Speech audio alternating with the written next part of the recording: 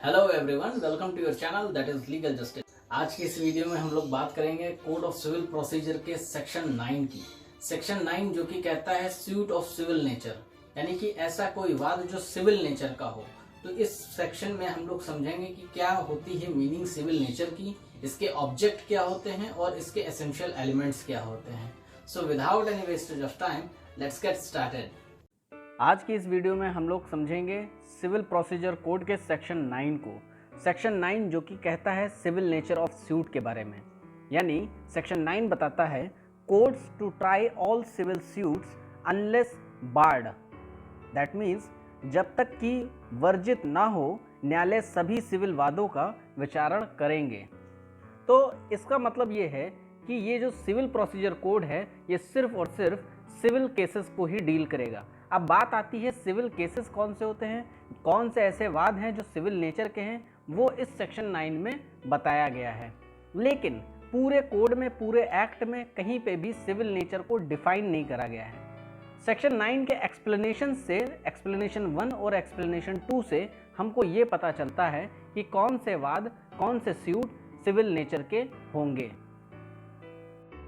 Section 9 को समझने से पहले हमको दो शब्दों को समझना बहुत ज़रूरी है। सबसे पहला है सिविल।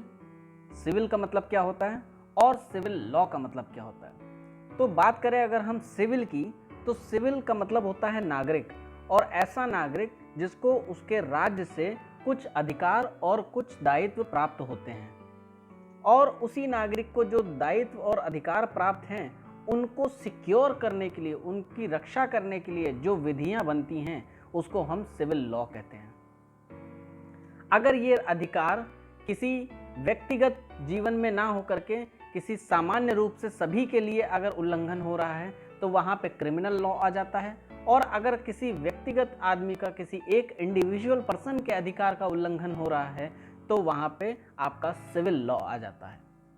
अब हम आगे बात करते हैं। तो सेक्शन 9 कहता है कि कोर्ट सारे मुकदमों को डील करेगी, उन पर विचारण करेगी जो सिविल नेचर के होंगे, और उन मुकदमों पर विचारण नहीं करेगी जिनको विधि ने या तो अभिव्यक्त करके या फिर विवक्षित रूप से बाध्य कर रखा हो, रोक रखा हो। That means court try all suits unless barred whether by expressly और बाय इम्प्लाइडली।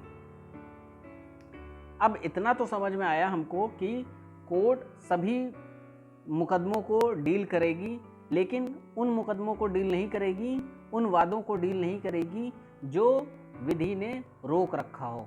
दो प्रकार से रोक रखा हो, या तो एक्सप्रेसली या फिर इम्प्लाइडली, यानी अभिव्यक्त करके या विवक्षित रूप से रोक रखा हो।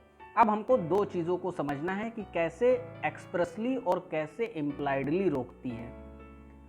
एक्सप्रेसली डायरेक्टली रोकती है, यानी कि विधि लिख दिया है, विधि ने किसी एक्ट में, किसी रूल में, किसी कोड में लिख रखा है कि ये सूट, ये वाद सिविल नेचर का नहीं है, ये वाद इस पर्टिकुलर कोड में डील होगा। For example industrial dispute act. तो industrial dispute act industrial tribunal में डील होगा। Second example income tax tribunal act. तो इनकम टैक्स के जितने भी आएंगे वो सब इनकम टैक्स ट्रिब्यूनल में डील होगा। अब जितने भी इनकम टैक्स के मामले हैं वो इनकम टैक्स के ट्रिब्यूनल में डील होगा। तो ये विधि ने लिख रखा है, बता रखा है। अब इम्प्लाइडली यानी विवक्षित रूप से कैसे बाध्य कर रखा है। सपोज ए एक व्यक्ति है, उसने बी से एक संविदा करी। अब संविदा तो यहाँ पे सिविल नेचर ऑफ सूट है, लेकिन जिस बी से संविदा उसने करी थी वो बी एक फॉरेन एनिमी का व्यक्ति है, यानी कि जो बी है वो फॉरेन पर्सन का, फॉरेन एनिमी का एक पर्सन है जो बाहरी देश से, जिससे हमारी लड़ाई चल रही है, जिस देश से हमारे देश की लड़ाई चल रही है, वॉर चल रहा है, उस देश के नागरिक से उसने कोई संविदा करी। अब उस व्यक्ति की अगर संविदा भंग हो जाती है या फिर कोई ब्रीचमेंट हो जाता है, उल्लंघन हो जाता है, तो ए किसी भी सिविल न्यायालय में वाद नहीं ला सकता है। क्यों? क्योंकि ये विवक्षित रूप से बाध्य है। ठीक, सेक्शन 9 के एक्सप्लेनेशन से अब हमको समझ में आ जाएगा, जो भी डाउट्स है सेक्शन 9 का वो अब क्लियर हो जाएगा फुल, कि सेक्शन 9 में सिविल नेचर ऑफ सूट कहते किसे हैं।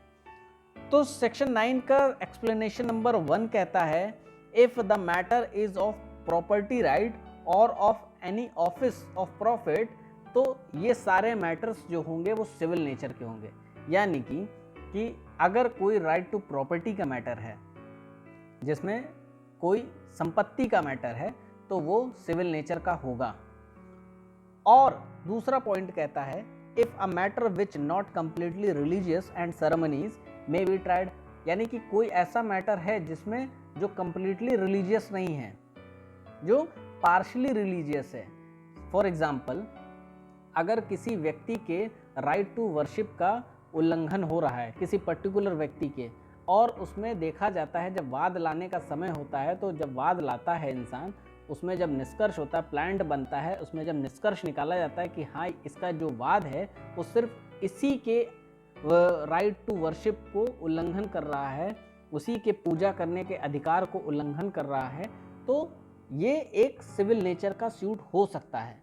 लेकिन अगर निष्कर्ष पे ये पता चले कि नहीं, ये इस व्यक्ति के नहीं बल्कि पूरे समाज को डिस्टर्ब कर रहा है, तो वो सिविल नेचर का सूट नहीं होगा। तो इस तरह अगर निष्कर्ष पे, उसके कंक्लूजन पे ये निकल के आता है कि सिर्फ इसी व्यक्ति के अधिकारों का उल्लंघन हुआ है, तो वो right of worship as a civil nature का सूट होगा।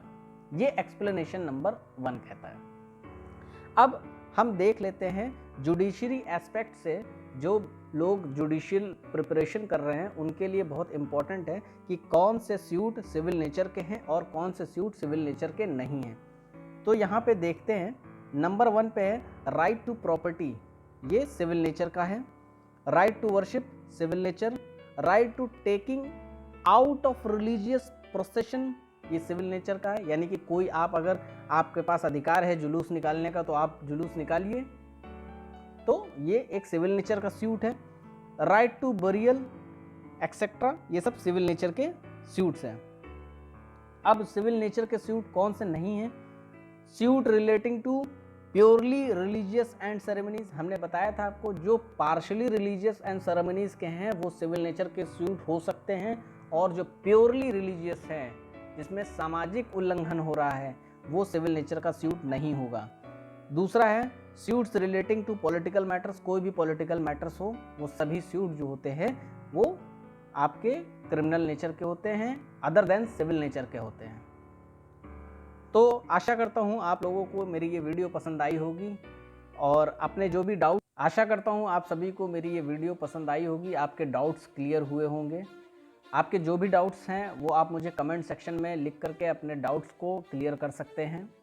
बाकी आप मुझे फॉलो करिए इंस्टाग्राम एंड फेसबुक पे, जहाँ पे मैं आप लोगों के लिए नोट्स को अपलोड करता हूँ। So till then, take care, stay safe, जय हिंद, जय भारत।